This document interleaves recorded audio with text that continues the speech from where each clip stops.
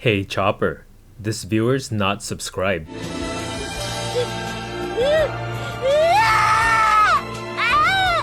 Car D Kaizoku. Please buy my new Don. Maybe make your deck go dun dun. Baby, girl, I know you wanna buy dun dun. My Don da Don Don Don. This video is sponsored by Card Market, Europe's largest online marketplace for trading card games. This video is sponsored by Sleeve Chief. Their new Elite Color sleeves are out now. Oh baby! Use code CardKaizoku for 5% off your order.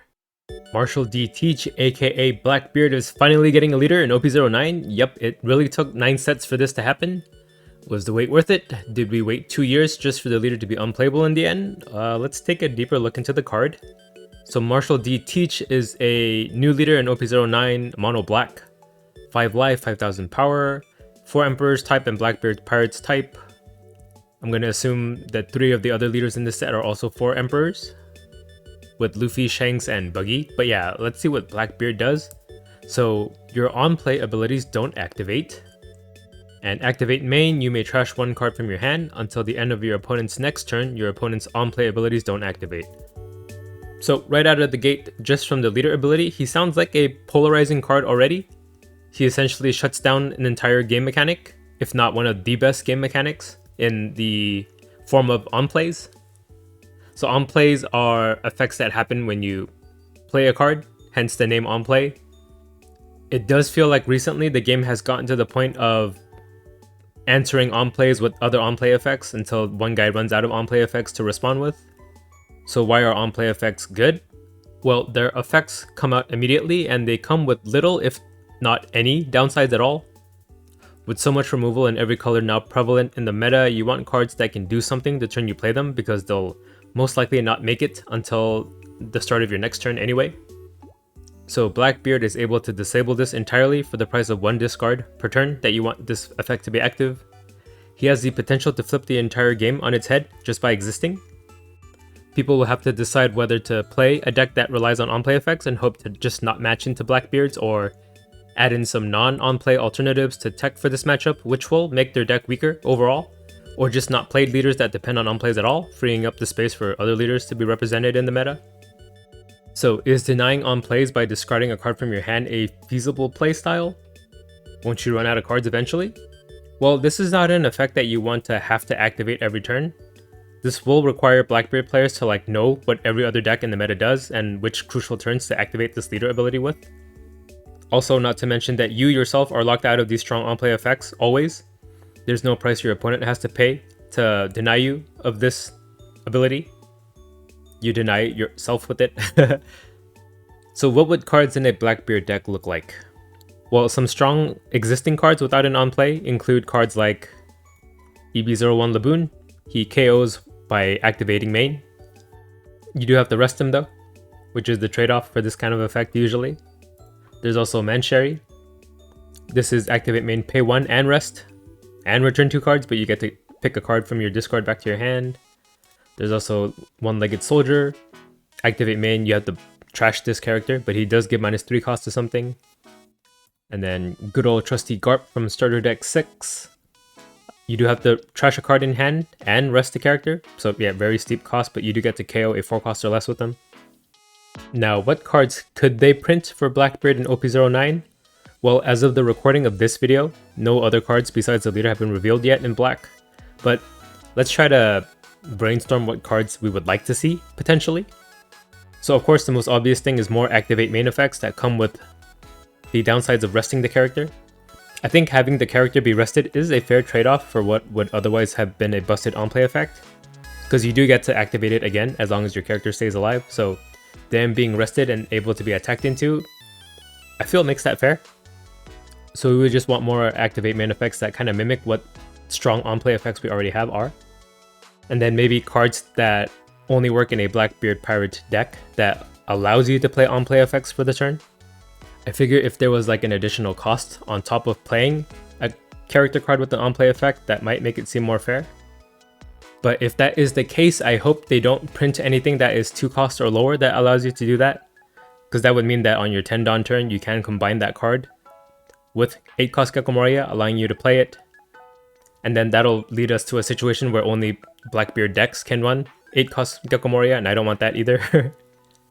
And then, of course, card draw in black would be great to offset the cost of keeping his leader ability active too. It doesn't even have to draw you useful cards, just fodder cards to discard with.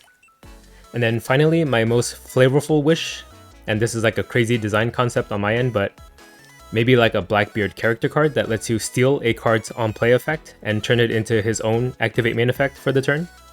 That sounds like it would be a nightmare to balance, but it would like fit really thematically with his Devil Fruit very well. But that's just me putting on my like insane designer hat on to try to design a cool Blackbeard card.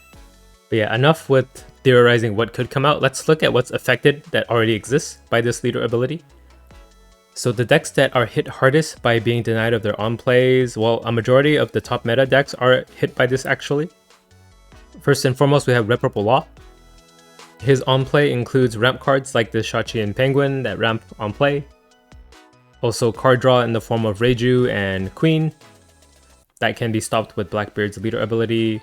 There's also power down effects like Otama and the Promo Law. This gets prevented. But to be honest, I still think Law is going to be a strong deck, right? On-plays are like kind of half his deck. His other half is still quite potent. He'll still have access to Gordon and Raise Maxes to give minus 3k to something. Of course, that would mean that he has access to his leader ability to remove something and then cheat out another card. Even if it doesn't have an on-play, it's still a body on board. And then he can still ramp with Pudding and Black Maria. These are not on-play ramp effects, they're activate main. But yeah, with Blackbeard, at least you pretty much get to decide what turns that Reparable Law can draw cards with Reiju and Queen, which is one of the strengths of the deck anyway, so hitting that, I feel, is still quite a big loss for Reparable Law. As far as Black Rob Lucci, well, pretty much his entire deck is on play, so it kind of hurts him quite a bit. It's ironic that it's going to take a black deck to counter the absurdity of the card value in black. This hits Lucci's Searchers, his cost reducers, his KO effects, and even the blockers are affected. Sabo and Rebecca don't get access to their additional effects on top of being a blocker. And most importantly, 8 cost Gecko Moria is completely nullified. Bonnie might actually come out of this unscathed. In fact, Bonnie might be the new best deck in format if Blackbeard becomes meta, as she depends the least on on-play effects out of all the meta decks. So yeah, she does lose out on 10 cost Doflamingo, which does hurt. This is one of the better green cards. But that does open up the avenues to run cards like 8 cost Kid and 9 cost Zoro more. 8 cost Kid and 9 cost Zoro more focused list. You can run pure Supernova, you don't have to Tekken Baby 5s and stuff for the Doflamingo package, Don Quixote package. And then Hody himself is still a great card. You lose out on the ability to rest 2 things, but he's still at 7 cost 8k rush attacker, which is insanely good. Not to mention Bonnie's Premier Searcher in the deck is not an on-play searcher, so you do have access to searchers still. Carrot is a little more affected than Bonnie is. Carrot depends more on 10 cost Doflamingo, actually, because her leader ability sets it up pretty nicely. And then all the good Minx cards are good because of the on-plays, like this Inu Arashi. But Carrot's leader ability is still strong in a metagame where on-play KO effects have the potential to be nullified, as it still allows you to interact with your opponent's board via attacking into it as a form of board control. Likewise, same for Perona. Perona can rest a 4 cost, while Carrot rests a 5 cost, so same line of thinking there. But Perona does lose out on 8 cost Gecko Moria, of course, which does hurt. But maybe you could shift the focus of a Perona deck to make it still playable. Maybe you depend more on the Wano package. Blue Doflamingo does take a considerable hit from this by losing access to like Perona here. 1 cost Perona and Doflamingo, the blocker one, that lets him rearrange the top 5 cards of his deck, as his leader ability relies heavily on knowing what the top cards of your deck are to set up the next 2 to 3 leader ability hits. You also lose access to 6 cost Poa Hancock, who can freeze a character from attacking, which is also a very strong effect for the deck. You can still try to go for like blind leader abilities and outvalue by swarming the board, but it'll be a lot clunkier for sure, as everything that is cheated out will essentially be just vanilla 5k bodies. They won't get their extra effects like cheating out a Gecko Moria to bring you a 2k counter from your discard. You won't be able to get that extra card. And it's even harsher for Boa, as she doesn't have the ability to swarm with her leader ability, Denying Boa of her late game on-play effects also means no board stabilization and no card draw, so no 10 cost Kaido here. You may need to rely more on events like Red Rock in that case for this kind of deck. Nami may also see a resurgence as most of her cards are just counter events, if I recall correctly. Blackbeard can deny Nami of Kaya. That would mean having to keep the leader ability up every turn, which may be tough as Nami doesn't attack into life, so that doesn't give Blackbeard more cards in hand to discard with. So I think that eventually Nami will get to the point of doing what she needs to do to mill herself. And Kalgara is hit in kind of a weird way. Like, it doesn't mess with how his leader ability works. He can still cheat out an extra body a turn, but he is, I feel like, barely competitive right now. So losing out on the extra on-play effects of the bodies you cheat out might actually push him out of meta, right? You lose out on cards like Norland, who can heal you 1 life when you play a Kalgara out. That Kalgara Norland combo is pretty strong for the deck, so being able to not heal would be a pretty big loss. Cards like Wiper too, if you cheat him out, he can't bottom deck your stage card and find you another card to replace it with. That's one less counter you have to defend yourself. It could be that like game-defining counter at that point. So Kalgara might, unfortunately, fall out of competitive use if Blackbeard catches on. And that's all the leaders that came to mind. Actually, a lot more than I was expecting to go over, but yeah, I think Blackbeard will definitely turn the meta on its head.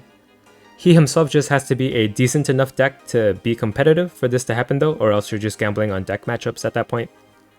It'll be really interesting to see how the meta reacts to this. Will people still play the same decks and just hope to dodge the matchup? Will people still play the same decks but with tech to play around Blackbeard? Or will people just start playing decks that have a more consistent matchup into both Blackbeard and on-play heavy decks? It'll be exciting to see what happens. So my personal prediction is that Blackbeard will find his place in the meta, and then because of that, Bonnie will be the best deck in format. I'll definitely be clipping this segment in case it becomes true in the future and I can just gloat that I called it. But if it turns out that I'm wrong, I'll just delete this video. No big deal. But anyway, hope you enjoyed my thoughts on the new Blackbeard leader. Let me know what you guys think in the description below. And subscribe to my channel if you're not already to catch all my One Piece trading card game videos. I do a variety of different videos. So yeah, thanks for watching. Okay, bye. Car D Kaizoku.